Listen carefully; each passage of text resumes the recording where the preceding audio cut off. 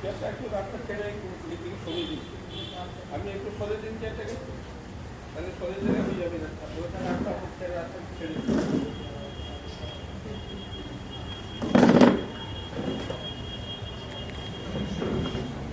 আজকে এখানে এসে খুবই ভালো লাগছে। বিশেষ করে আমার বড় সৌভাগ্য এই রাধাকৃষ্ণ মন্দিরে প্রভুর কৃপায় এখানে বসে আপনাদেরকে কিছু বলার। আর সবাই জানেন যে এখানে আমাদের মমতাময়ী মা, যার খুবই ইচ্ছা যেখানেই থাকি না কেন, যেখানে আসি না কেন, যে আসতেই হবে। যে বলে কি একটা ট্যাক্স দিতে হয়, রাস্তায় যেতে হবে, সেরকম। তো কয়েকদিন ধরে বেরিয়েছি। 26 তারিখ থেকে আসানসোল, রানীগঞ্জ, দুর্গাপুর, খড়গপুর, বাঁকুড়া, মেদিনীপুর, তারপরে কলকাতায়। তো আজকে একদিন মাত্র আছি এখানে গোল পার্কে। অদ্বৈত আশ্রমে আপনারা জানেন যে একটা বড় খুবই আমাদের পাবলিকেশনের একটা বড় বিল্ডিং ওপেনিং হয়েছে, প্রেসিডেন্ট মহারাজ করলেন। সেই উপলক্ষেই কলকাতায় আসা। তো আপনাদের এই গরমের অবশ্য আজকে একটু ওয়েদারটা ভালোই আছে, পাখা লেগে পাখা চলছে, তো সবাই বেশি কিছু গরম আছে যদিও পাখার ব্যবস্থা। আজকে ভেবেছি যে ঠাকুরের সম্বন্ধে কিছু বলার আছে। আমাদের যখন দেখা যায় যে অধর্মের ভাব বেড়ে যায়, মানুষ তার সদ্গুণ রাশি হারিয়ে ফেলে, তখন এক মহাশক্তিধর পুরুষ আছেন যিনি মানুষকে সৎ রাস্তায় নিয়ে যাওয়ার জন্য। স্বামী বিবেকানন্দ অবতারবাদে বলছেন, মনুষ্য জাতির যখন আধ্যাত্মিক ভাব মলিন হয়ে যায়, প্রত্যেক আধ্যাত্মিক ভাবে একটা উত্থান আছে, একটা পতন আছে। যখন সেই আধ্যাত্মিক ভাবে পতন হয়, তখন মানুষ ভাবে যে তার সব কিছু চুরমার হয়ে গেল। না, বিশ্বশক্তি, বিশ্ব প্রকৃতির নিয়ম অনুসারে সে আবার শক্তি সঞ্চয় করে, তার আবার উত্থান হয়, আর সেই নবজাগরণের মহাতরঙ্গ এসে আসে। আর সেই মহাতরঙ্গের শীর্ষে থাকেন একজন জ্যোতির্ময় মহাশক্তিমান পুরুষ, যিনি তার প্রবল শক্তি দিয়ে সমাজকে আবার সেই আধ্যাত্মিকভাবে ভাবিত করার জন্য ওনারা অবতরণ হন। তাদেরকেই স্বামীজি বলছেন তারাই হচ্ছেন পথপ্রদর্শক, ঈশ্বরের বার্তাবাহক, অবতার, ঈশ্বর, এদেরকেই বলা হয়। তো সেইভাবে দেখা যায় যখন আমাদের জড়বাদ, পাশ্চাত্যের জড়বাদ সনাতন ধর্মকে মলিন করছে, আর সেই মলিনতাকে দূর করার জন্য এক যুগ পরিবর্তনের প্রয়োজন ছিল। আর সেই যুগ পরিবর্তনের জন্য ভগবান শ্রীরামকৃষ্ণের আবির্ভাব। আর তার সেই আলোর দিশায় সবাইকে আমাদের অজ্ঞান অন্ধকার থেকে দূর করতে হবে, তাকে আলোর দিশারি করে। শ্রীরামকৃষ্ণের দেখা যায় যে তার 3টা শিক্ষা খুবই মহত্বপূর্ণ। একটা হচ্ছে মানুষের জীবনের উদ্দেশ্য কি, দ্বিতীয় হচ্ছে সমন্বয় বার্তা, আর তৃতীয় হচ্ছে শিব জ্ঞানের জীব সেবা। আমরা শ্রীরামকৃষ্ণের শিক্ষার মধ্যে অন্যতমকে সমন্বয় বার্তাকে নিয়ে নিই। সমন্বয় বার্তা হচ্ছে, এর আগে আমরা দেখতে পাই অনেক শিক্ষাবিদ, সমাজ সুধারক, সামাজিক বৈজ্ঞানিক, মহাপুরুষ, এরা সব সমন্বয় বার্তা অনেক দিয়ে গেছে। তাছাড়া অশোক, যাকে সম্রাট অশোক বলা হয়, মহামতি অশোক, তিনিও সত্যমেব জয়তে আর আকবর দিন হিলাইতে এই সমন্বয় বার্তা লিখে গেছে। কিন্তু শ্রীরামকৃষ্ণের সমন্বয় বার্তা এসবকে অতিক্রম করে গেছে। শ্রীরামকৃষ্ণের সমন্বয় বার্তা তার একটা অন্য রূপ, সেই জন্যই তাকে বলা হয় অবতার বলিষ্ঠ। তিনি 12 বছর দক্ষিণেশ্বর ল্যাবরেটরিতে থরো রিসার্চ করে এই বুঝতে পেরেছেন যে সব ধর্মই সত্য, সে কোনো ধর্ম ছোট নয়, বড় না হয়, সব ধর্মই সত্য। সব ধর্মই সেই লক্ষ্যে পৌঁছাবার বিভিন্ন সোপান, সাকার, নিরাকার, দ্বৈত, বিশিষ্ট দ্বৈত, অদ্বৈত, সবাই সব দেখে যদি দেখা যায় সেই একই লক্ষ্যে পৌঁছানোর একমাত্র এক সোপান, এক একটা ভাবের এক একটা পরিপূরক। সেটাকে যদি দেখা যায়, আমরা দেখতে পাই তিনি যত মত তত পথ এটাকে আবিষ্কার করলেন নিজের জীবনে দেখিয়ে। প্রত্যেকটা ধর্মকে উনি অনুশীলন করেছেন, অনুভূতি করেছেন। অনুভূতি করে তারপরে তিনি বলছেন যে না, সব ধর্মই সত্য, কোনো ধর্ম ছোট নয়, বড় নয়।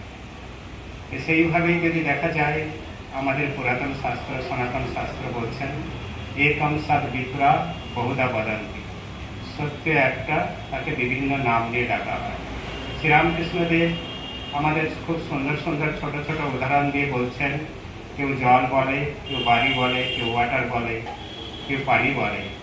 জল খেলে যে উপকার হয়, বাড়ি খেলে সেই একই, পানি খেলে সেই একই, নাম সব আলাদা আলাদা, কিন্তু সবই একই, বস্তু একই। নাম রূপ হয়তো আলাদা হতে পারে, কিন্তু সেই বস্তু একই।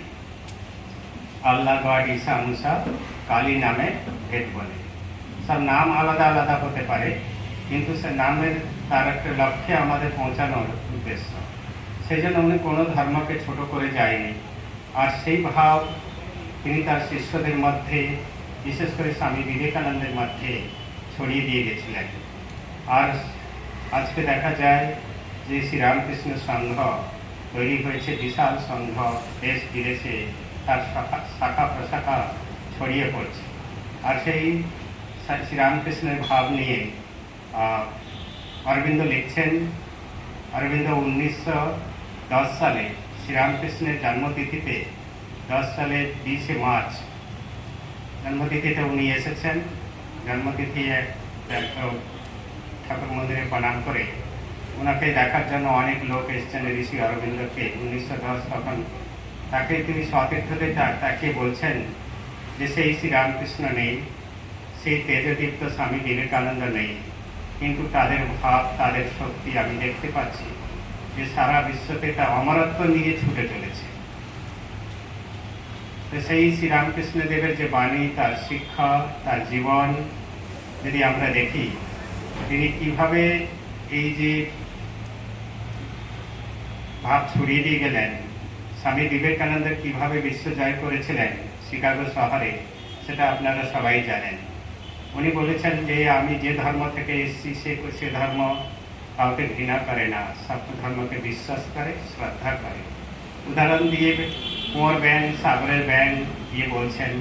তাছাড়া উনি উত্তর করছেন যে একম এই যে শূন্যন্তু বিশ্বে অমৃতস্য পুত্রা, সবাইকে বলছেন যে অমৃতের সন্তান কেউ নয়। আমি জানি না who is Muslim, who is খ্রিস্টান, I do not know who is Hindu, but I know that every human being is divine. প্রত্যেক মানুষের মধ্যে সেই দিব্যত্ব ভাব আছে। শ্রীরামকৃষ্ণদেব শিক্ষা দিচ্ছেন, মানুষ কি কম গা? মানুষ ঈশ্বরকে চিন্তা করতে পারে, মানুষ ঈশ্বরকে হৃদয়ে ধারণ করতে পারে, মানুষ অনন্তকে ভাবতে পারে, মানুষ হচ্ছে অনন্ত। সেই শ্রীরামকৃষ্ণের শিক্ষা যদি দেখা যায়, সেই ভগবান বলছেন যে রিলিজিয়াস ফিলোসফিকে ট্রান্সফর্ম করেছে ইউনিভার্সাল ফিলোসফিতে। Religious philosophy transform into universal religion. তো আমাদের সেই শ্রীরামকৃষ্ণদেবকে যদি দেখা যায়, তার শিক্ষা কীভাবে উনি দিয়ে গেলেন, আর সেই ভাব কীভাবে ছড়িয়ে পড়েছে। ম্যাক্স মুলার যিনি বলছেন, ম্যাক্স মুলার একটা বই লিখেছিল 1896 খ্রিস্টাব্দে, রিয়েল মহাত্মান বলে। সে রিয়েল মহাত্মানে লিখছেন যে শ্রীরামকৃষ্ণ এসেছেন পরিত্রাণের, মানুষের পরিত্রাণের জন্য। শ্রীরামকৃষ্ণদেব তার মানুষের মধ্যে সদ্ভাব জাগানোর জন্য তার জীবন, পবিত্র চমৎকারিতে পরিপূর্ণ, আধ্যাত্মিকভাবে ভাবিত হয়। ওনার যদি আমার দৃঢ় বিশ্বাস যে অদূর ভবিষ্যতে শ্রীরামকৃষ্ণ একটা সুন্দর মন্দির গড়ে উঠবে, আর সেই মন্দিরে হিন্দু অহিন্দু হাতে হাত মিলিয়ে হৃদয়ে হৃদয় মিলিয়ে সেই মন্দিরে বসে উপাসনা করবে, সেই মহান শক্তিধরকে হৃদয়ে ধারণ করবে। আমরা দেখতে পাই যে ম্যাক্স মুলার ছিলেন, ম্যাক্স মুলারকে বলা হতো বেদপুরুষ। তিনি অনেক বই রচনা করেছেন, অনেক উপনিষদের পাঠ করেছেন, ট্রান্সলেট করেছেন, সেজন্য তাকে বলা হতো বর্তমানে কালে বেদপুরুষ বলা হয়। আর শ্রীরামকৃষ্ণ সম্বন্ধে স্বামী বিবেকানন্দ লিখছেন, শ্রীরামকৃষ্ণ's life is a living commentary of all Ved and Vedanta. Sri-Ramakrishna's life is a living commentary of all Ved and Vedanta. Sri-Ramakrishna's life is a searchlight of infinite power. Without reading Ramakrishna, one never understand the Veda, Vedanta, Bhagavad Puran. শ্রীরামকৃষ্ণকে না বুঝে, শ্রীরামকৃষ্ণকে না পড়ে বেদ বেদান্তকে বোঝানো যায় না। স্বামী বিবেকানন্দ নিজেই বলছেন, মাস্টারমশাই বলছেন, তার জীবনটা হচ্ছে বেদময়, তার মুখ দিয়ে ভগবান কথা কন, তার এক একটা বাক্য নিয়ে বেদ বেদান্ত পুরাণ ভাগবত রচনা করা যায়। তো সেই শ্রীরামকৃষ্ণ আমাদেরকে বলছেন যে মানুষ কি কম গা, মানুষ ঈশ্বর চিন্তা করতে পারে, মানুষের ভিতরে ভগবান আসেন আর সেই ভগবানকে প্রকাশ করা। সেই বাণীকে প্রতিদিন করে স্বামী বিবেকানন্দ বলছেন, my ideal indeed can be preached unto mankind. What is that?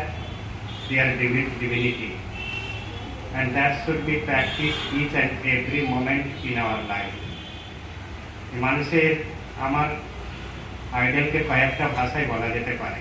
সেটা হচ্ছে মানুষের মধ্যে দিব্যত্ব ভাব আছে, সেই দিব্যত্ব ভাবকে বিকশিত করা। তিনি বলছেন, আমার স্বপ্ন হচ্ছে পশুত্ব থেকে মনুষ্যত্ব, মনুষ্যত্ব থেকে দিব্যত্বে পৌঁছে দেওয়া। Each soul is potentially divine. Divinity is in me, in you, in all. Spiritually we are all one. সবাই আমাদের মধ্যে দিব্যত্ব ভাব আছে, তাকে বিকশিত করা, প্রকাশিত করা। We have to manifest it. ওটাকে আমাদেরকে বিকশিত করতে হবে। আমাদের মধ্যে যে ধর্ম ভাব আছে, যে দিব্যত্ব ভাব আছে, সেটা ঢাকা পড়ে আছে। স্বামী রঙ্গনাথানন্দ বলছেন, each man is divine spark. প্রত্যেকের মধ্যে সেই ডিভাইন স্পার্ক আছে, সেই ডিভাইন স্পার্ককে আমাদের খুলে দিতে হবে। সেটা আমাদের ঢাকা আছে অজ্ঞানের দ্বারা, অবিদ্যার দ্বারা, মায়ার দ্বারা। সেই নিজের স্বরূপটা ঢাকা আছে, সেই স্বরূপকে আমাদেরকে খুলে দিতে হবে। অজ্ঞানেন আবৃতম জ্ঞানম, অজ্ঞান দ্বারা আমাদের সেই জ্ঞানটা আবৃত হয়ে আছে। আমাদের নিজেদের যে জ্ঞান, নিজেদের যে স্বরূপ, সেটা ঢাকা আছে কি দিয়ে? অজ্ঞান দিয়ে। অজ্ঞানটা কি? কাম, ক্রোধ, লোভ, মোহ, মদ, মাৎসর্য। কাম, লাস্ট, ক্রোধ, অ্যাঙ্গার, মোহ, লোভ, গ্রিড, মোহ, ডিলিউশন, মার্ডার, প্রাউড, মাৎসর্য, ভায়োলেন্স। এরা দিয়ে আমাদের স্বরূপটা ঢাকা আছে। মনুষ্যানাং শ্রেষ্ঠতরং না কিঞ্চিৎ, মানুষ যে শ্রেষ্ঠ জীব, সেটাতে আমরা কিভাবে পরিচয় দেব? শ্রীরামকৃষ্ণ বলছেন যে মানুষের মধ্যে মান আছে আর হুঁশ আছে, সেই মান আর হুঁশকে ম্যানিফেস্ট করা, তাহলে সে মানুষ হয়। সবার বলছেন অন্তর বহিশ্চ তৎসর্বং ব্যাপ্য নারায়ণ স্থিত। মানুষের ভিতরে, সে ভিতরে বাইরে সব জায়গায় সেই নারায়ণই স্থান করেছেন। অন্তর বহিশ্চ তৎসর্বং ব্যাপ্য নারায়ণ স্থিত।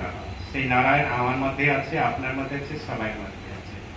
जो राम दशरथ की बेटा, वही राम घर घर में लेटा, वही राम जगत पसेरा, वही राम सबसे न्यारा। যে রাম দশরথের ছেলে, সেই রাম সবাই মধ্যে আছে, ঘাট ঘাট মে লেটা।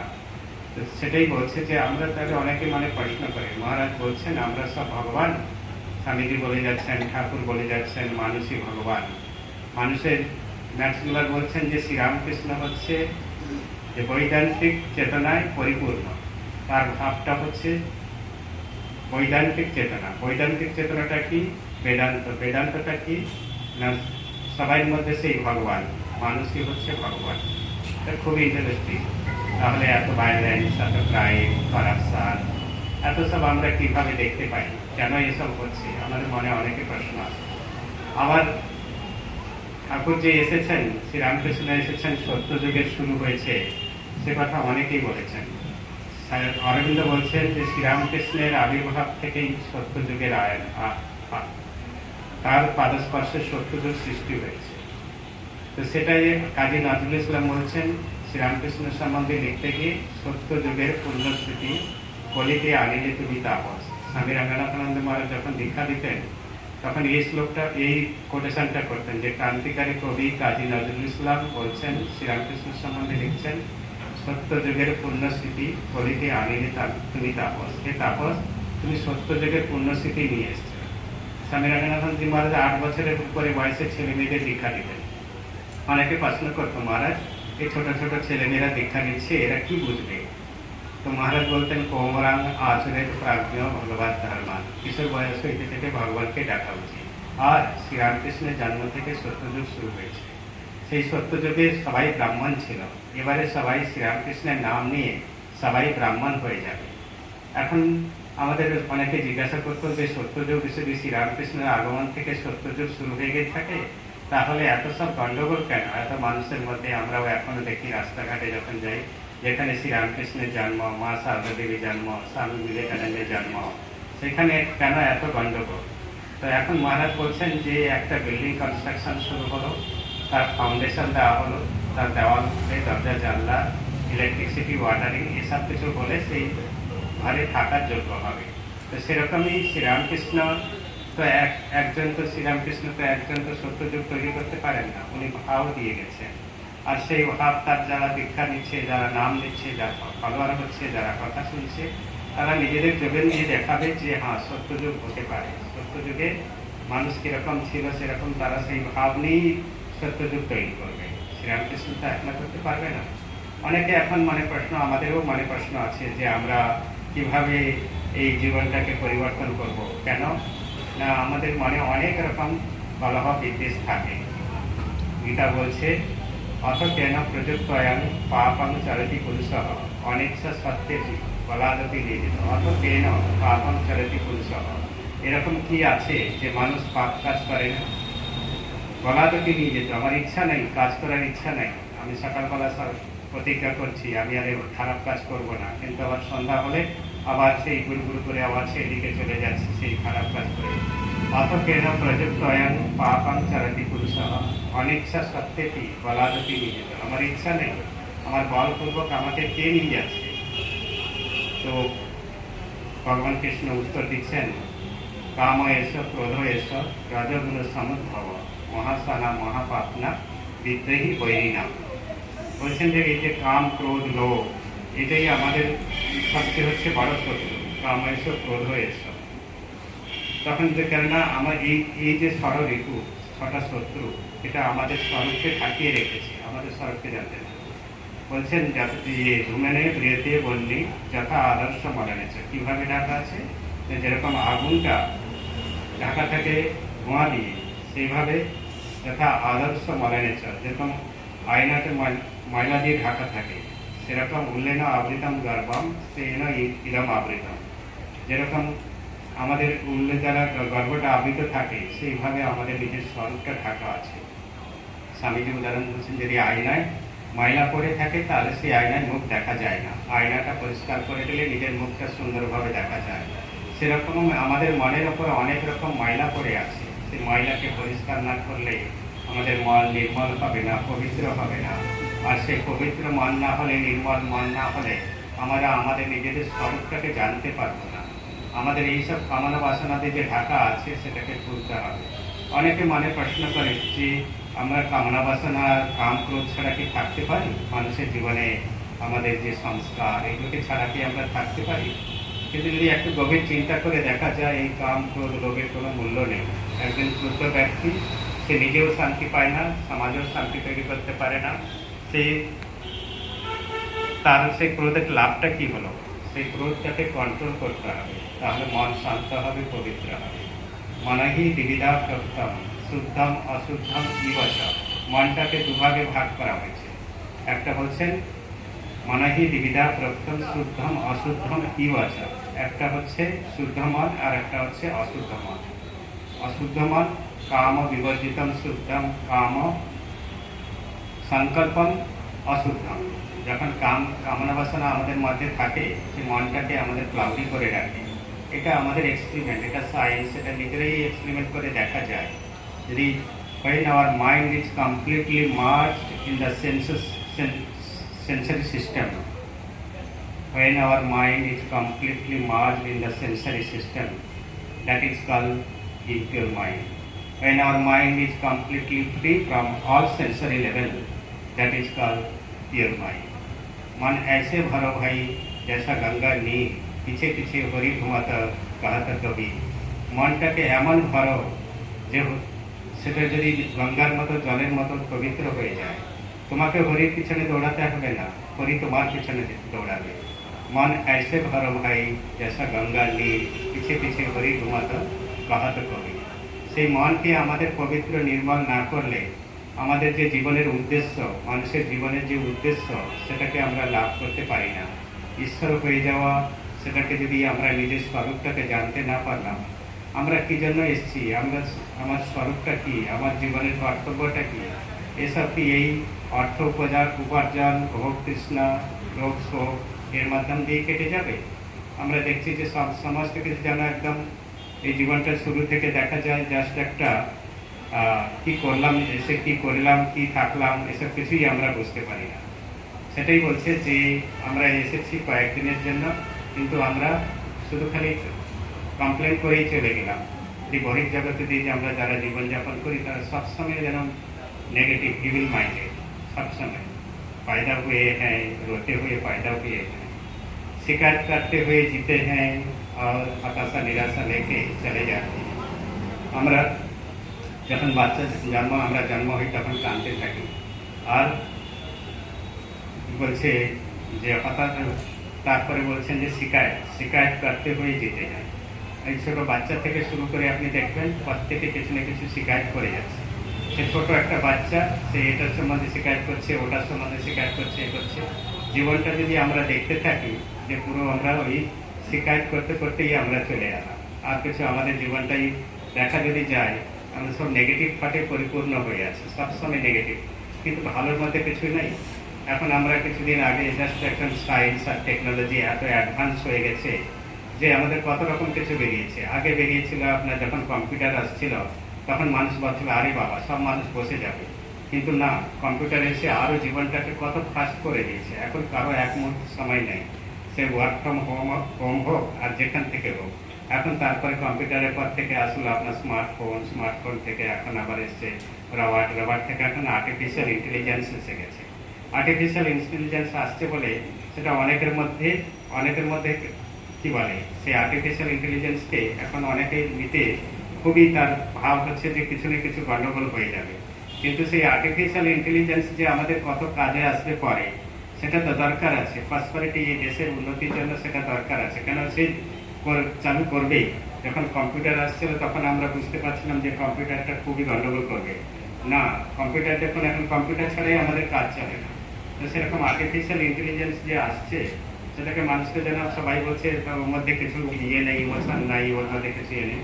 কিন্তু এটা যখন শুরু করেছে বিজ্ঞান বহির্জগতের, এটা ছাড়বেই না, এটা আসবেই। কিন্তু সেই আর্টিফিশিয়াল ইন্টেলিজেন্সকে যদি আমরা অ্যাবসলিউট ইন্টেলিজেন্স করতে পারি, you have to transform artificial intelligence into absolute intelligence, কত বিরাট চেঞ্জ হবে। তো সেটাকে আমাদের দরকার আছে, অভ্যুদয় আমাদের সঙ্গে দরকার আছে, তার সঙ্গে নিঃশেষের দরকার আছে। আমাদের এই বহির্জগতের উন্নতিও আমাদের দরকার আছে, প্রসপারিটি আমাদের দরকার আছে, কেননা খালি পেটে ধর্ম হয় না। তো আমাদের এখন যেটা আসছে সে তার সঙ্গে আমাদের সবাইকেও তাল মিলাতে হবে। আমরা কেউ এই একটু কিছুদিন পরে আবার দেখা যায় এখন যেরকম কম্পিউটার ছাড়া আমরা থাকতে পারি না, সেরকম কিছুদিন পরে আর্টিফিশিয়াল ইন্টেলিজেন্স ছাড়াও আমরা থাকতে পারবো না। তাকে কারণ মানুষ হচ্ছে অভ্যাসের দাস, সে মানুষের অটোমেটিকই চলতে থাকবে। তো সেটাকে আমাদের কি করতে হবে, যে অভ্যুদয় দরকার আছে। বেদত্বহি বিবিধা ধর্ম, বেদে দুটো ধর্ম বলছে, অভ্যুদয়া, নিঃশেষা। তো অভ্যুদয়টা আমাদের এই এক্সটার্নাল ওয়ার্ল্ডের প্রসপারিটি, এটা আমাদের দরকার আছে। আর সাথে সাথে নিঃশেষা হয়, ইন্টারনাল ওয়ার্ল্ডের আমাদের খুবই দরকার আছে।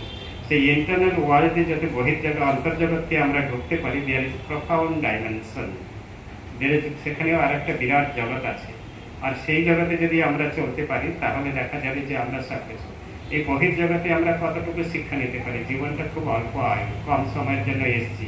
একটা আপনি যদি কি বলে একটা স্ট্রিম ধরুন একটা বায়োলজি পড়ছেন, বায়োলজিতে এত বই আছে যে একটা মানুষ তার সারা জীবন পড়ে শেষ করে, কত অথার কত রকম রিসার্চ করেছে, কত রকম বই, কতটা লাইব্রেরি, কতটা স্টক, এগুলো যদি আমরা দেখতে যাই কটা পড়ে আপনি শেষ করবেন? একটা বইয়ের একটা কিছু পড়ে আমরা শেষ করতে পারবো না। কেন? আমাদের জ্ঞানটা হচ্ছে খুবই লিমিটেড। আমাদের হচ্ছে কি জ্ঞানটা লিমিটেড, সেই লিমিটেডকে আমাদের আনলিমিটেড কীভাবে করা যায়, সেই জন্যই যে তাহলে কি আমরা এর মধ্যে কিছু শিখতে পারবো না? এই জাস্ট একটু কয়েকটা জ্ঞান নিয়েই আমরা এই সঙ্গে সংসার জীবন ছেড়ে চলে যাব, সেরকম তো হচ্ছে। কিন্তু হ্যাঁ, তার মধ্যে যে বলছে যে এটাকে যে আমরা যদি পজিটিভভাবে নিই, সেই আর্টিফিশিয়াল ইন্টেলিজেন্সকে যদি অ্যাবসলুট মানে পূর্ণ, কমপ্লিট আর ইউ মানে ফুলফিলমেন্ট বলে, ওকে কমপ্লিট বলছেন। তো সেটাকেই বলছে যে ধর্মটা হচ্ছে কি, যে মডার্ন বায়োলজি ওটা বলছে এটি সোশ্যাল সাইকোসোশ্যাল এভুলেশন। এটা মডার্ন বায়োলজি বলছে যে ধর্মটা কি না সোশ্যাল সাইকো এভুলেশন। আর আমাদের শাস্ত্র বলছেন যে quality and fulfilment, piece and fulfilment, এটাকে বলছে। তো এই দুটাকে যদি আমরা ঠিকভাবে সংযত করে দেখতে পারি, একটা আর একটা ছাড়া চলতে হবে। Religion without science is become lie, without religion science become lie, without science religion become lie. তো আমাদের দুটো জিনিসের দরকার আছে, physical science and spiritual science, দুটো দরকার আছে। একটার উপর গুরুত্ব দিয়ে আমরা দেখেছি যে আমাদের সেটা সবসময় দুঃখ। এই বহির্জগতে যদি দেখা যায় সন্ধ্যা থেকে সকাল পর্যন্ত জীবনটা কীরকম কত দুঃখতে কেটে যাচ্ছে, শুধু দুঃখই দুঃখম হয়ে গেল, কোনো সুখই আর পেলাম না। প্রত্যেকটা জিনিসের মধ্যে কিছু না কিছু কনফ্লিক্ট অফ ইন্টারেস্ট হয়, প্রত্যেকটা জিনিসের মধ্যে এক একটা করে কনফ্লিক্ট লেগেই আছে। প্রতিটা বিষয় যদি আমরা বিপক্ষে নিই, কিন্তু তার একটা পজিটিভ সাইডও আছে। শুধু যে একটা জিনিস যেই যতই খারাপ করুক না কেন, তার একটা পজিটিভ সাইড আছে। সেই জন্য আমাদের পজিটিভ সাইডটাকে নিতে হবে। যদি পজিটিভ সাইডটাকে নিতে পারি তাহলে আমাদের লাইফটা ব্যালেন্সে চলে আসছে। আর সে ব্যালেন্সে চলে আসলে আমাদের সে ফিজিক্যাল সায়েন্স হোক আর স্পিরিচুয়াল সায়েন্স হোক, life is a journey will be fulfil. যদি ইফ ই combine physical science and spiritual science, সেটা দুটো আমাদের দরকার আছে। একটু আমি আগে বললাম যে খালি পেটের ধর্ম হয় না, শ্রী রামকৃষ্ণদেব বলছেন, ক্রাইস্ট বলছেন, if you want to go to heaven you have to go through a hell only. এই হেলকে ছেড়ে যেতে বাঁচবে না। আমাদের সবাইকে এই জগতে থাকতে হবে, এই ঝগড়া ঝাঁটি কলহ বিদ্বেষ নিয়ে থাকতে হবে। তার মধ্যে যারা ইন্টেলিজেন্ট, সেটাকে কি করবে না, সে উইজডম মানে প্রজ্ঞাটাকে ব্যবহার করবে। বার্টন রাসেল, জার্মান ফিলোসফার, বলছেন, unless you increase the wisdom as much as knowledge, increasing knowledge is becoming increasing of sorrow. বলছে unless you increase the wisdom, সেই জ্ঞানের সঙ্গে যদি প্রজ্ঞাকে না বাড়ানো যায় তাহলে আমাদের যে সেই জ্ঞানটা দুঃখের কারণ হয়ে যায়, সে তখন জ্ঞানটা অজ্ঞানের কারণ হয়ে যায়। জ্ঞানের সঙ্গে সঙ্গে প্রজ্ঞাকে, unless you increase the wisdom as much as knowledge, increasing knowledge is becoming increasing of sorrow. এখন যদি আমরা দেখতে পাই, এই নিজেদের জীবনটা যদি একটু পর্যালোচনা করি, আমরা দেখবো আমাদের সমস্তই সেই দুঃখই থেকে গেছে। কেননা আমাদের ওই ভোগ তৃষ্ণা এত দূরে এগিয়ে নিয়ে যাচ্ছে যে সেটা কোনোদিন বন্ধ হয় না। আর সেটাই যত দুঃখের মূল। আমাদের দুঃখের মূল হচ্ছে অতৃপ্ত বাসনা, অতৃপ্ত কামনা। এরা হচ্ছে সবসময় আমাদেরকে একটা পেলাম আর একটা পেলাম আর একটা। সেই জন্য মানুষ কি করছে, অর্থ সংগ্রহ চাইছে, অর্থ সংগ্রহ করে ছলে বলে কৌশলে, তার লজ্জা নাই, ঘৃণা নাই, ভয় নাই, সে জেলে যেতেও কুণ্ঠা বোধ করে না। সে গিয়ে কি করছে না, সে অর্থ সংগ্রহ করছে কিসের জন্য, নিজের স্বার্থটাকে নিজেকে খালি এনজয় করার জন্য। কিন্তু ওটাতে দেখা গেছে things are sweet to taste and produce indigestion and sour. যে জিনিসটা খেতে মধুর লাগে, মনে হয় আপাতত দৃষ্টিতে মধুর, আর সেটা থেকেই হচ্ছে আমাদের ইনডাইজেশনের কারণ হয়। অম্লের কারণ হচ্ছে যেটাকে খেতে ভালো লাগে। তো সেই হিসাবে যদি দেখা যায় আমরা আমরা কি পিছনে সকাল থেকে সন্ধ্যা পর্যন্ত আমরা দেখছি কি শুধু খালি আমরা এটা হলো না ওটা হলো না সকাল থেকে। কবির বলছে I set out to find the wicket, I set out, আমি বাইরে বেরোলাম ফাইন্ড দ্য উইকেট, আমি উইকেট মানে দুষ্টু লোককে খোঁজার জন্য, বাট ফাউন্ড নান, কিন্তু আমি কাউকে দেখতে পেলাম না, but found none when I search inside my heart, আমি যখন আমার নিজের ভিতরে খোঁজ করলাম no one is worse than me, আমি দেখলাম যে সেখানে আমার চাইতে আর কেউ নেই। তো সেই হচ্ছে কথা, যখন আমরা যদি শিখেছি এটাও হলো না ওটা হলো না কমপ্লেন করতে করতে আমাদের চলে গেল, তো সেটাতে আমাদের জীবনটা কি হলো? সেটা কমপ্লেনটা কোত্থেকে আসে? এই যে আমরা বলছি এর নামে করছে ওর নামে করছে, সেটা হচ্ছে আমাদের কামনা বাসনা থেকে। আমার ইচ্ছা পূর্ণ হলো না, তার জন্যই আমি দুঃখী, আমার এই বাসনাটা পূর্ণ হলো না, সেজন্য আমরা দুঃখী। কিন্তু আমরা ওটা বুঝতে পারলাম না যে আমাদের এটাই হচ্ছে অন্ধ এই বাসনা। এই বাসনাটাকে আমাদের মোহজালে যেরকম ইয়েতে সমুদ্রে ভঁর আছে, সেই ভঁরে পড়লে যেরকম ভঁরটা ঘুরতে থাকে, সেরকমই মানুষ তার মধ্যে ডুবে পড়ে, সে তার মধ্যেই লাটপাট খেতে থাকে, সে ভাবে আর খুব ভালো আছে। কিন্তু না, তাকে যখন সমুদ্রে ভঁর যারা দেখেছেন জানেন, সে যখন কারেন্টে পড়ে যায় সে তখন ভাবছে বাহ খুব ভালো আছে আমি সমুদ্রের জলে গেছি, কিন্তু তাকে সে পুরোটাই ভরে মধ্যে চালে আর সাথে সত্যি মরিচিকা, সেখানে জল আছে বলে মনে হয়, কিন্তু আমরা তার পেছনে চলছি দৌড়াচ্ছি জল জল, কিন্তু জল অ্যাকচুয়ালি ওখানে নেই, যেটা আমরা আনন্দের জন্য।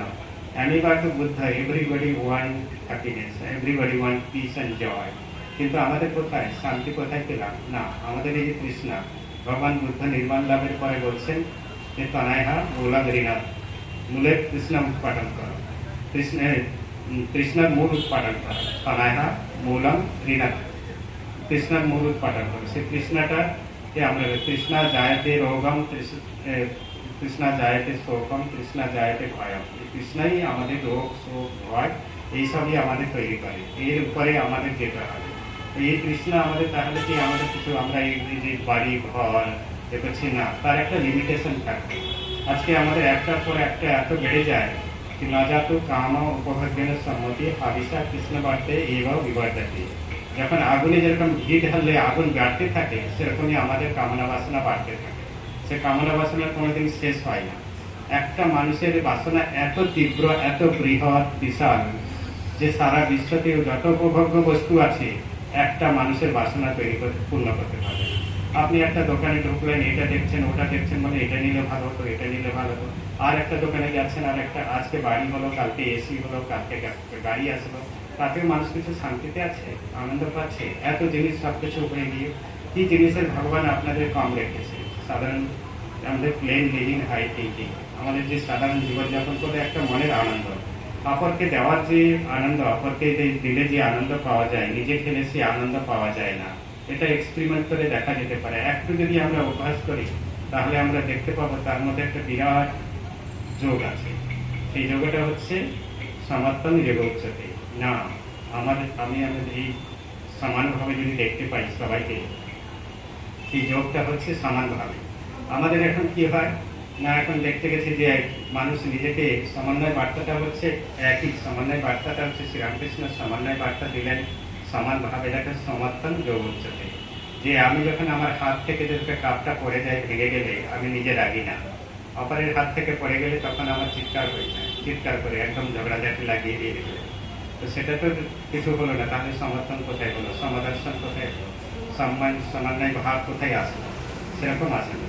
তো এটা যদি আমরা ঠিক করে দেখতে পারি তাহলে যে সাকার নিরাকার দ্বৈত, বিশিষ্ট দ্বৈত, অদ্বৈত সবই সেই একই জিনিস, একই জিনিসের মধ্যে আমাকে নিয়ে আসা। যদি সবার মধ্যে দেখতে পাই সেই সবার মধ্যে যদি সেই আত্মাকে দেখতে পাই, সবার মধ্যে যদি সেই ভগবানকে দেখতে পাই, তাহলে সেখানে দুটো ভাগ ডুয়ালিটি আসবেই না। তখন আমি আর তুমি এক, তখন সবাই আমরা এক হয়ে থাকবো। যদি একটা ভাব থাকে, সেইভাবে আসলে হিংসা, দেশ, ঝগড়া ঝাঁটি, রক্তক্ষয়, যুদ্ধ এসব চলে যাবে যদি আমরা সেই ভাবটা নিয়ে আসতে পারি। আর সেই বৈদান্তিক ভাবটা এখন আমাদের জীবনে খুবই দরকার হয়ে গেছে। সেই বৈদান্তিক ভাবকে নিয়ে আসতে হবে। আমাদের কিছুর মধ্যেই আমরা কোনো কোম্পানি সন্তুষ্ট মা বলছেন সন্তোষের সমান ধন নাই। আমাদের মধ্যে সেই সন্তোষের সমান ধনটা কোথায়?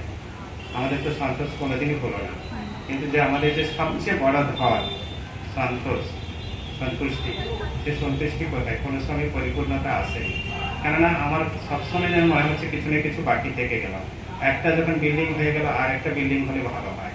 সে তাদের কিসের জন্য? কত জ্ঞানী ব্যক্তিরা এইসব করে বেড়াচ্ছে কিসের জন্য? সে স্বার্থপর।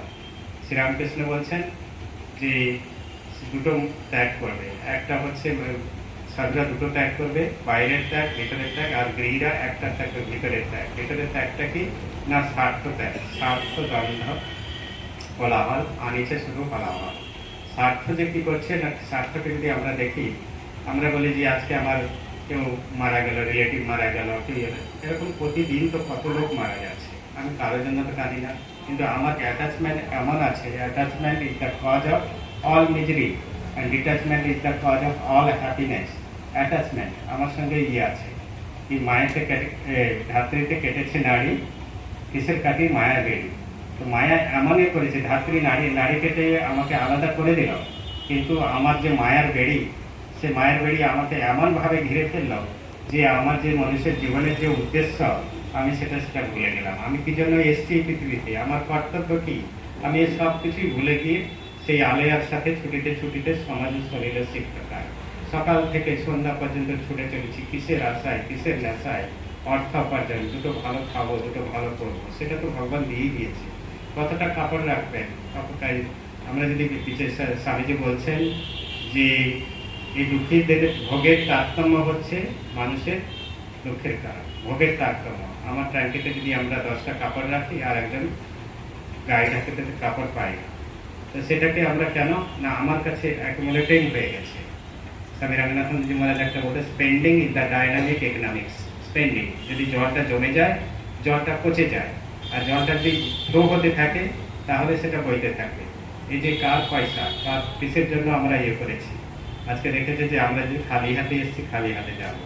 When we came to this earth without investment, when we leave this earth without capital, আমরা যখন এই পৃথিবীতে আসি উইদাউট ইনভেস্টমেন্ট, আমরা কেউ কিছু ইনভেস্টমেন্ট নিয়ে এসেছি, কেউ নিয়ে আসি। আর আমরা এখন যখন সরে চলে যাব উইদাউট ক্যাপিটাল, যে বাড়ি ঘর সব কিছু থেকে যাবে। সে খালি হাতে এসেছি, খালি হাতে আমরা চলে যেতে থাকবো। তো সেরকমই যদি নিজেরা আমরা একটু ভেবে দেখি যে আমরা মানুষের জীবনটা কি। আমাদের মানুষের জীবনটা হচ্ছে, তার মধ্যে আমরা অনেক কিছু বলে গেলাম। আমরা যতই পড়াশোনা করি, যত ইয়ে করি, এর কোনো শেষ নাই। এটা চলতেই থাকে। এটা নদীর প্রবাহ মতো জীবনটা আসছে, পদ্মপাতার মতো জল জীবনটা টলমল করছে। কয়েকটা দিন, আজকে আমার ইয়ে চলে গেল, কালকে ও চলে যাবে, কালকে আমিও চলে যাব। এটা যাওয়া একদমই আছে। তো এই যে জীবনটা, এই যে কয়েকদিনের এসে একটা সুন্দর জীবন দিয়ে ভগবান অনেক বলছে, মনুষ্য জীবন হচ্ছে মনুষ্যানাং শ্রেষ্ঠতরং নাস্তি। মানুষ হচ্ছে সবচেয়ে শ্রেষ্ঠ জীব। কেন? তার মধ্যে বিচার করার ক্ষমতা আছে। কেউ ছোট বড়, ভালো মন্দ, রিয়েল আনরিয়েল, এটা পেরিসেবল ইমপেরিসেবল, এটা বিচার করার ক্ষমতা একমাত্র মানুষের আছে।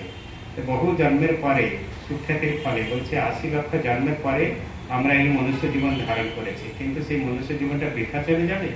এইভাবে করে আমরা এসেছিলাম, তাহলে দেখতে দেখতে চলে যাবে? তাহলে আমরা কি করে গেলাম? আমাদের জীবনের ঠাকুর উদ্দেশ্য বলে যাচ্ছেন যে জীব জ্ঞানের ঈশ্বরের জীবন হচ্ছে ঈশ্বর লাভ। আর আমরা কবে করবো? এটা দেখতে দেখতে কতটুকু যদি সুন্দর জীবনের শুরু থেকে এই শেষ পর্যায়ে আমরা আসতে গেছি। এখানে যতজন আমাদের অধিকাংশ লোকই আমরা দেখছি যে অনেকের শেষ পর্যায়ে আমরা এসে গেছি, কিন্তু পিছন দিকে তাকিয়ে দেখি আমরা কি করলাম।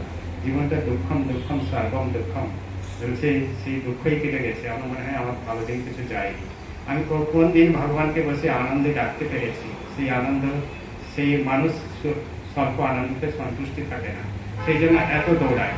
সে চায় আরো চায়, আরো চায়। কেন? সে স্বল্প আনন্দে থাকতে চায় না, সে আরো আনন্দ চায়, ঘুমানন্দকে চায়। সেই ঘুমানন্দ পেতে হলে কি এই যে সব আমাদের এই মর্জিকা কিছু না আরো কিছু আছে? Is there anything beyond this world, beyond this external world? What is that? তত কি, তারপরে কি, তারপরে কি? আমাদের সেই জন্য বলছেন যে আমাদের চাই অনুভূতি। অনুভূতিটা বলছেন, শাস্ত্রতে বলছে যে বেদ মহান্তান পুরুষাং মহান্তান। आदित्यवर्णं तमसः परस्ता नान्यपन्था अयनाय विद्यते तमेव विदुत्ववति मृत्युमेति नान्यपन्था अयनाय विद्यते वेदमहन्तं पुरुषं महान्तं आदित्यवर्णं तमसः परस्ता সেই জানা ছাড়া কোনো উপায় নেই। একটা শ্বেতসাতের উপনিষদে আছে এই স্পেস আমাদের যত জিনিস আছে সেই সবচেয়ে তার মধ্যে হচ্ছে স্পেস হচ্ছে সবচেয়ে বড়।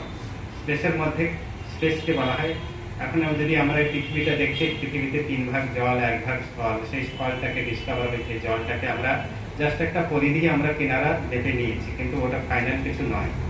কত জল এই পৃথিবীতে আছে, কত আছে, এগুলো এত এখনো করা সম্ভব হয়নি, জানি না সায়েন্স কবে এটা ডেভেলপ করে করবে। তো সেটাও বের করা যায়। পৃথিবী থেকে যদি দেখা যায় চন্দ্র, সূর্য, গ্রহ, নক্ষত্র, এর কত গুণে বড়। নক্ষত্রকে এখান থেকে দেখলে মনে হয় একটা খুব ছোট, কিন্তু সে কত গুণ এই পৃথিবী থেকে বড়। আর পৃথিবীটাকে আমরা ইমেজিন করতে পারি। আর সেই ইউনিভার্সের মধ্যে যদি দেখা যায়, খালি চোখে দেখা যায় বলছে 430টা আমরা নক্ষত্র দেখতে পারি। খালি চোখে যদি উপরে দিকে তাকিয়ে গণনা করা যায় 430টা। আর যদি আমরা দূরবীক্ষণ দেখি তাহলে কয়েক হাজার দিয়ে দেখতে পারবো। সেরকম এক একটা নক্ষত্র কয়েক লক্ষ গুণ বড় এই পৃথিবী থেকে। আমরা সূর্যটাকে এইটুকু দেখি মনে হয়, কিন্তু সূর্য হচ্ছে কয়েক হাজার গুণ বড় এই পৃথিবী থেকে। চন্দ্রও সেরকম। তো তারপরে এটা হচ্ছে একটা ব্রহ্মাণ্ড, ইউনিভার্স বলছে। এরকম আবার বলছে যে কয়েকটা ব্রহ্মাণ্ড আছে, চিন্তা করে দেখুন। আর এই সবকিছু কভার করে রেখেছে কে না স্পেস। স্পেস বলছে আকাশ। সেই আকাশের দ্বারা সবকিছু আবৃত হয়ে আছে। বলছে science with the help of science, with the efficiency of science and technology, we can bind up the whole space in a leather box. বলছে যদি আমরা যতই বিজ্ঞানে করি, কিন্তু unless you realize God, you will not free from all misery and sorrow. আমরা এত কিছু আবিষ্কার করছি, এত পিছনে যদি মূল গুণভাবে দেখা যায়, কি জন্য করছি? আমাদের একটু শান্তি আর আনন্দ পাওয়ার জন্য। মানুষ তো এটাই চায়, মানুষের জীবনটা এটাই চায়। কিন্তু সেখানে বলছে we can bind up the whole space in a leather box. একটা চামড়ার মধ্যে ওটাকে চামড়া বাক্সের মধ্যে ফোল্ড করতে পারি, সেটা উপনিষদ তো ফোল্ড করতে পারি।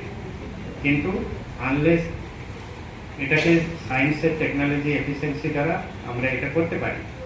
কিন্তু science of nature discover so many things. কেননা এখন আমরা নাসা দিয়ে কোথায় পৌঁছে যাচ্ছি সেটা দেখলে ভাবা যায় যে সব চিন্তাই করা যায় না। তো সে মানুষ এখন কি করতে পারে না। সায়েন্স অফ নেচার আমরা ডেভেলপ করেছি, কিন্তু science of man in depth we have not so far, we are very much bad. আমরা অনেক পিছিয়ে আছি। সেটা মানুষের যে তার মধ্যেই মানুষ এগুলো সমস্ত ডিসকভার করছে কে? মানুষ। তো মানুষের কত জ্ঞান আছে, সেই জ্ঞানটা ঢাকা পড়েছে। আমরা একটু কতটুকু জ্ঞান নেই। নিউটন স্যার আইজ্যাক নিউটন বলছেন I do not know, last অবস্থায় লিখছে যে I do not know what world thinks about me. আমি জানি না বিশ্ব আমার সম্বন্ধে কি ভাবে, পৃথিবী আমার সম্বন্ধে কি ভাবে। But this much I know, just like a small child, I am playing on the seashore and collecting the sail. I do not know what is the depth of the ocean. আমি একটা ছোট্ট শিশুর মতো সমুদ্রের চরে খেলে বেড়াচ্ছি আর কয়েকটা সেল কালেক্ট করছি। সেল মানে ঝিনুক কালেক্ট করছি। আমি জানি না যে এই সমুদ্রের ডেপথটা কত। তো এটা আমাদের সায়েন্স যতই ডিসকভার করি এগুলি আর ইনকমপ্লিট, এটা কমপ্লিট হবেই না, কেন কোনোদিনও হতে পারে না। সেই জন্য শাস্ত্র বলছেন যে কি করে করতে হবে, যে গুরু শিষ্যকে জিজ্ঞাসা করছে, শিষ্য গুরুকে জিজ্ঞাসা করছে আমি অনেক পড়েছি, এত পড়ে পড়ে আমি একদম ঠান্ডা হয়ে গেছি, আর আমি পড়তে পারছি না, আমাকে একটা কিছু শিখিয়ে দিন যাতে আমি সব কিছু জেনে যাই। বলছে कि ये कस्मिन् भगवो विज्ञाते सर्वमिदं विज्ञातं भवति। कस्मिन् भगवो, हे भगवान, कस्मिन् भगवो विज्ञाते सर्वमिदं विज्ञातं भवति। যাকে জানলে আমি সব কিছুকে জেনে যাব, সেই আমাকে শিক্ষাটা দিন। তো গুরু তো এত সহজে দিতে চায় না, কেন বিনা না থাকলে এটা ফল পাওয়া যায় না, অত সহজে ছাড়ে না ভগবান। সেই জন্য আমাদেরকে দিয়েছে এই সাধন ভজন না করলে যে খালি এই যে তার ইচ্ছা হলে তার কৃপা হলে হয়ে যাবে তা নয়, নিজেকেও খাটতে হবে। তা গুরু তো এত সহজে ছাড়বে না।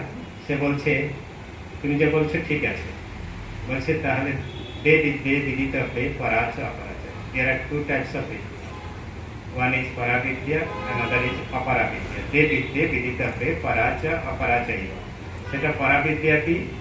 নাও বলছে তত্র অপরা ঋক সাম যজু অথর্ব শিক্ষা ঋক সাম যজু অথর্ব, চারটা বেদ থেকে আবার 6টা বেদাঙ্গ করেছে, স্বর বেদাঙ্গ, শিক্ষা, কল্প, নিরুক্ত, ছন্দ, জ্যোতিষী, ব্যাকরণ। এই 6টা বেদাঙ্গ হয়েছে, 4টা বেদকে ভাগ করে দিয়েছে। 4টা বেদকে ভাগ করে তার 4টা বেদ থেকে 6টা ব্রাঞ্চেস বেরিয়েছে, 6টা তার বেদাঙ্গ আছে। সেই বেদাঙ্গ হচ্ছে শিক্ষা মানে এডুকেশন, এটা যত সমস্ত আছে দেখছেন। শিক্ষা, কল্প ম্যাথমেটিক্স, শিক্ষা কল্প ছন্দ, আপনারা সবাই জানেন। শিক্ষা, কল্প, ছন্দ, ব্যাকরণ, জ্যোতিষী। ব্যাকরণ মানে গ্রামার, জ্যোতিষী মানে অ্যাস্ট্রোলজি। এরা এই সমস্ত শিক্ষার মধ্যেই থাকছে, সবকিছু থাকছে। আমরা শিক্ষা হচ্ছে জিওগ্রাফি, সায়েন্স, ফিলোসফি, যা আপনি বলুন এর মধ্যে সব। বেদম also comes under the Apara বিদ্যা। এই যে আমরা বেদ থেকে সমস্ত কিছু হচ্ছে, বেদ হচ্ছে স্বয়ং, সেটাও আসছে বলছে অপরা বিদ্যার মধ্যে থেকেই আসছে। হোয়াট ইজ পরা, তত্র অপরা, অত্র পরা, তদক্ষরম অধিগম্যতে। এখানে ঠাকুর বলছেন যে এখানে জ্ঞান, সেখানে অজ্ঞান। অত্র পরা তদক্ষরম অধিগম্যতে, সেই অধিগম্যতে অনুভব, এক্সপিরিয়েন্স। একটা যখন আমরা ল্যাবরেটরিতে বসে, যখন H2O মানে জল, 2 অণু হাইড্রোজেন, 1 অণু অক্সিজেন নিয়ে আমরা জল তৈরি করলাম। যখন জলটা তৈরি হয়ে গেল, তখন আমরা একটা বিরাট এক্সপ্রেশন, বিরাট জল, তো বলছেন সেটা হচ্ছে অনুভব, সেটা হচ্ছে এক্সপিরিয়েন্স করে আমি সেটা সাকসেসফুল হয়েছি। তদ অক্ষরম অধিগম্যতে, সেই অক্ষর, সেই ব্রহ্মদেবরী ব্রহ্ম শব্দকে আমাকে অনুভব করতে হবে। অনুভব ঠাকুর বলছেন যে ব্রহ্মজ্ঞান সেটা বলা যায় না, কিন্তু অনুভব করা যায়। সেটাকে জল খেলে ঠান্ডা লাগছে, কিন্তু আমরা অনুভব হচ্ছে সেই ঠান্ডাটা আমি বলে দিলাম, জলটা রং আমি কিছু, এরকম ঠাকুর সুন্দর ছোট ছোট এক্সাম্পল দিচ্ছে। তো ব্রহ্ম কোনো সময় উচ্ছিষ্ট হয় না, যখন সেটা লাভ হয়ে যায় তখন একদম শান্ত হয়ে যায়। এই যে আমরা একটা কোলাহল, এখন রাস্তাঘাট দেখুন সব টকবক করছে, যেন মানুষের মন থেকে শুরু করে সবকিছু যদি দেখেন, শরীর, মন, বুদ্ধি, অহংকার সবকিছু যেন টকবক করে চলে, সব জায়গায় ছটফট করছে এখন, যেন সবসময় যেন ইয়ে হচ্ছে। আপনি দেখেন 1 মিনিট যেন বের করছে মাইন্ড এত দৌড়াচ্ছে যে সবচেয়ে ফাস্টেস্ট বস্তু জগতে যদি হতে পারে মানুষের মন। এখানে আছে, লন্ডনে চলে যাচ্ছে, আমেরিকা চলে যাচ্ছে, সেখানে কি দেখে চলে আসলো, ঘুরে চলে আসলো। তো মনটা এতটা ফাস্টেস্ট, এত ইয়ে হয়ে আছে, তাহলে এগুলোকে কিভাবে কন্ট্রোল করতে হবে না? এসব যত ঠাকুর বলছেন যে আম বাগানে এসছো, তুমি আম খাও, কত পাতা আছে, কত গাছ আছে, গাছের ডাল কটা, এসব বলার দরকার নেই। কেন এই জগৎ, এই বিশ্বব্রহ্মাণ্ডটা ভেরি ধাঁধার মধ্যে, ভেরি মিস্টিরিয়াস। একে ডিসকভার করা আমরা কিছু বুঝতে পারলাম না। এই জীবনটা কি একটা যেন একটা ঘোরের মধ্যেই চলে গেলাম, কিছুই বুঝতে পারলাম না। জীবনটা কত ছোটোর মধ্যে, জাস্ট একটা কয়দিন এসছে তারপরে চলে যাচ্ছে, কিন্তু কত কি যে আছে সেটা কিছু আমরা সেগুলো জানা যায় না। শুধু জানা যাবে একমাত্র, এখানে বললাম যে সায়েন্স টেকনোলজি দ্বারা আমরা সমস্ত আকাশকে একটা চামড়ার বাক্সের মধ্যে ঢুকে দিতে পারি, কিন্তু যতক্ষণ না সেই ভগবত সেটাতে দুঃখ যাবে না, সেই খেলাই চলে গেল। যদি আমাদের একটা ভেরি দাম, you have to go beyond the external sensory system, তাহলে দেখা যাবে যে বডি, মাইন্ড এসবের উপরে যদি যাওয়া যায় তাহলে ঠিক আছে। শুধু মানুষ হচ্ছে শ্রেষ্ঠ এই জন্য, সে দেহ ইন্দ্রিয় ভোগের দ্বারা সে সন্তুষ্ট থাকে না, সে আরো কিছু চায়। আমাদের বায়োলজি বলছেন যে কি বলছে, ফুলফিলমেন্টটাকে বলছেন, বায়োলজি বলছে যে organism seeks the fulfillment, and that is the end of all process and activities. প্রত্যেকটা মানুষ চায় একটা পরিপূর্ণ, কিন্তু সে পরিপূর্ণটা হয় না, পরিপূর্ণ আসে না। আর ইউ ফুলফিল, তুমি নিজেদের মধ্যে অনুভব করছো। মা সারদা থেকে পরিশ্রম দিয়ে বলছে, মা সারদা বলছে জীবনের উদ্দেশ্য পরিপূর্ণতা। Now, what is the aim of human life? Fulfillment. When one gives joy to another. যখন একজন মানুষ সেই সমর্থতে আবার এসে যাচ্ছে, সেই সমান ভাব যদি থাকে, একজন মানুষ আর একজন মানুষকে জয় দিতে পারে, আনন্দ দিতে পারে, সে নিজে যখন আনন্দ পায় সেটা সে অপরকে আনন্দ দিতে পারে। ঠাকুরের ভাব অনেক বৃহৎ, সেই ভাবকে আমরা যতটুকু, এতটুকু সম্ভব না, যে যতটুকু নিতে পারবে ততটাই সে লাভবান হবে, এটাতে কোনো সন্দেহ নেই। আর বেশি কিছু নেই। সে ঠাকুরের কথা নিতে, চলো ভাই তাকে দেখিতে যাই, সেই মহাপুরুষকে দেখিতে যাই, সেই বালককে দেখিব, যে মা ছাড়া কিছুই জানে না। তিনি আমাদের জন্য এই দেহ ধারণ করে এসেছেন। চলো ভাই, তাকে দেখিব যিনি অহেতুক কৃপা সিন্ধু, সদা সহস্র বদন সপ্রণয়ন। সেই যিনি বলছেন প্রেমে, ঈশ্বর প্রেমে গর গর মাতুয়ারা, সেই মহাপুরুষকে দেখিতে যাইয়া নিজের জীবন, দুর্লভ মনুষ্য জীবন ধন্য করিব। আয়ুর্নাশ্বতি পশ্যতাম প্রতিদিনম জাতিস্থায়ম। আমার আয়ু শেষ হয়ে যাচ্ছে। আয়ুর্নাশ্যতা পশ্যতাম প্রতিদিনম। আমি প্রতিদিন দেখতে পাচ্ছি আমার আয়ুটা চলে যাচ্ছে। আয়ুর্নাশ্যতাম পশ্যতাম প্রতিদিনম জাতিস্থায়ম যৌবনম। আমার যৌবন চলে গিয়েছে, আমি দেখতে পাচ্ছি। জাতিস্থায়ম যৌবনম প্রত্যন্ত গতা পুনর্দিবস। যেদিন চলে যায় সেদিন ফিরে আসে না। কাল জগৎ ভক্ষকম। এই কাল সব কিছুকে আমাদের ভক্ষণ করে নেয়। আমরা এই জাস্ট এসে কয়েকটা দিনের মধ্যে আমরা কিছু করতে পারি না। সেই জন্য যদি একটা জিনিসকে আমরা ধরতে পারি, তাহলে এই এত যে খেলাধুলা, এই সব কিছু আমাদের পরিণাম, মানুষের জীবন উদ্দেশ্য, আমাদের কর্তব্য, সব কিছু পরিপালনা হবে।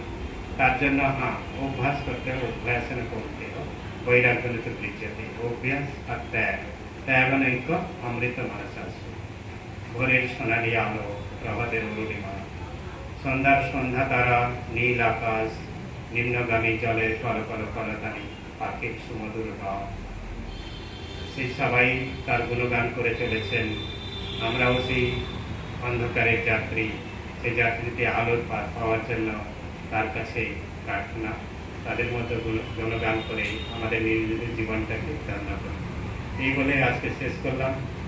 আজকে এখানে অনেকে এসেছেন, এত কষ্ট। যাই হোক, আমার বেশি বলার অভ্যাস নেই অবশ্য, এবং কি আছে, এই মমতা মায়ের টানেই এখানে আসা। আর এই মন্দিরের প্রতি একটা আলাদা আমার আকর্ষণ আছে। আমার মনে হয় তার ইচ্ছা হয়, সেই জন্য আমি এসে এখানে বসে দুটো আপনাদের সৎসঙ্গ করি। সবাই যাতে ভক্তরা আসেন, তাদের সঙ্গে সৎসঙ্গ করি, এটাই আমার সবচেয়ে বড় পাওনা। সেই জন্য ট্যাক্স দিতে হলেও আমার ভালো লাগে। সবাইকে আমার শ্রদ্ধা, নমস্কার।